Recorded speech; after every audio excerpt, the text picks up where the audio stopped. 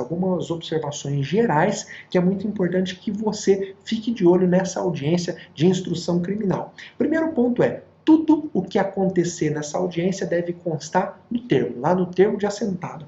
As partes têm o direito de fazer constar tudo o que acontece na audiência. O juiz não pode se negar. Requerimentos das partes também, ainda que indeferido, o advogado deve pedir e o juiz deve consignar. Ah, eu tenho o direito de consignar um fato que aconteceu fora da audiência? Não, aí não. O termo de audiência serve para você fazer consignar aquilo que aconteceu na audiência. Ele não serve para você consignar fatos exteriores. Olha, eu quero que consigne que eu estive ontem no cartório e o cartório me negou uma informação. Não, isso não tem pertinência com a audiência. Essa chave que a gente precisa virar. O que acontece ali na audiência, o juiz deve consignar. Outras coisas não. E como eu sempre digo, se o juiz se negar a registrar alguma coisa, como advogado, você deve pugnar que tudo seja registrado. Se ainda assim o magistrado se negar, eu sempre aconselho você a iniciar a gravação desse ato. Põe seu celular para gravar,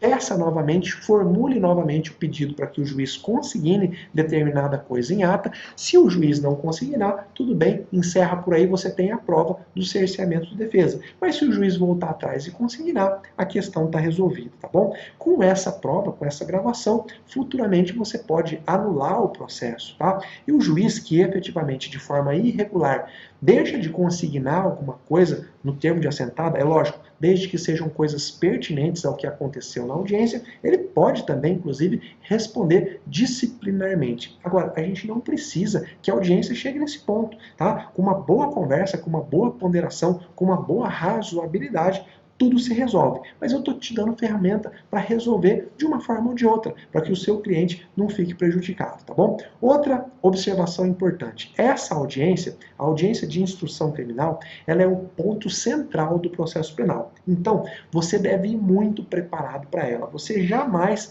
tem que ir para essa audiência sem estudar muito o processo, porque ali você pode matar efetivamente o seu cliente. Mas, professor, e se não der tempo de eu estudar tudo? Como que eu faço? Aí eu sempre recomendo o seguinte: leia ao menos os depoimentos que foram colhidos lá na fase policial e leia o interrogatório da fase policial. Com isso, você já vai conseguir efetivamente contrapor os depoimentos prestados. Você já vai lembrar o que o João disse na polícia e você vai saber fazer as perguntas adequadas ao João. É óbvio que o mínimo que você deve fazer é ler a acusação que pesa sobre o seu cliente. Mas eu sempre digo, antes de ir para essa audiência, tenta ler atentamente todas as provas que foram produzidas lá na fase do inquérito, porque a tendência é que essas provas se repitam em juízo, e aí você vai ter como explorar melhor os depoimentos. E uma coisa muito importante é anotar os detalhes dos depoimentos lá da fase policial para que você possa explorar a eventual contradição.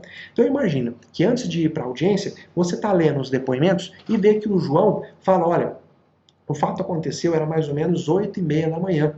Naquele dia estava meio chuvoso. Vai anotando esses detalhes. Por quê? Quando o João, testemunha da acusação, começar a prestar depoimento no juízo, se ele espontaneamente não falar essas circunstâncias de hora, de tempo, quando for passada a palavra para você, você vai perguntar: João, você lembra mais ou menos em que hora que esse fato aconteceu? Aí o João veio e fala: foi mais ou menos 2 horas da tarde. Pronto, você já vai guardar essa contradição.